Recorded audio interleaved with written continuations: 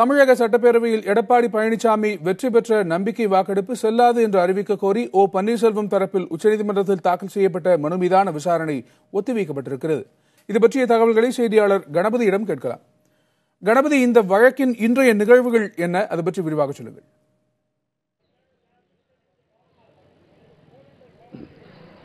இன்றைக்கு இந்த வழக்கை உச்சநீதிமன்றம் விசாரணைக்கு எடுத்துக்கொண்ட போது மாஃபா பாண்டியராஜன் தரப்பு வழக்கறிஞர், நாங்கள் தற்போது இன்னொரு அணியுடன் பேச்சுவார்த்தையில் ஈடுபட்டிருக்கிறோம், ஆகவே இந்த வழக்கை தற்போதைக்கு ஒத்திவைக்க வேண்டும் என கேட்டுக்கொண்டார். இதை கேட்ட நீதிபதிகள், இந்த விஷயத்தை நாங்கள் பதிவு செய்து கொள்கிறோம், இந்த வழக்கின் விசாரணையை ஜூலை மாதத்துக்கு ஒத்திவைக்கிறோம் என்று சொன்னார்கள். இந்த வழக்கு மாஃபா பாண்டியராஜன் தரப்பிலே உச்சநீதிமன்றத்திலே தாக்கல் செய்யப்பட்டது. மாஃபா பாண்டியனுடன் பின்னர் அவரது அணியைச் சேர்ந்த, அதாவது ஓபிஎஸ் அணியைச் சேர்ந்த சட்டமன்ற உறுப்பினர்களும் சேர்ந்து கொண்டார்கள். சேர்ந்து அனைவருமே எடப்பாடி பழனிசாமி முதல்வராக தேர்ந்தெடுக்கப்பட்ட போது அதற்காக நம்பிக்கை வாக்கெடுப்பு நடந்தது, அது செல்லாது, அது சட்டத்துக்கு புறம்பானது என்று வழக்கு தொடர்ந்திருந்தார்கள். இந்த வழக்கு தான் இன்றைக்கு ஒத்திவைக்கப்பட்டிருக்கிறது. கணேஷ், இந்த வழக்கு கடந்து வந்த பாதையை நினைவுபடுத்த முடியுமா? நிச்சயமாக.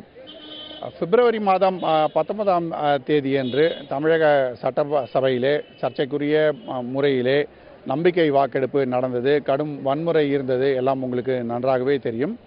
அதைத் தொடர்ந்து எடப்பாடி பழனிசாமி நம்பிக்கை வாக்கெடுப்பிலே வெற்றி பெற்றிருக்கிறார்.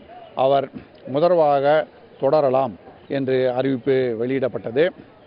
அதை எதிர்த்து அப்போது ஓபிஎஸ் அணி சார்பிலே மனு தாக்கல் செய்ய வேண்டும் என முடிவு செய்யப்பட்டது. ஓபிஎஸ் அணி சார்பாக சட்டமன்ற உறுப்பினரும் முன்னாள் அமைச்சருமான மாஃபா பாண்டியராஜன் இந்த வழக்கை உச்சநீதிமன்றத்திலே தாக்கல் செய்தார்.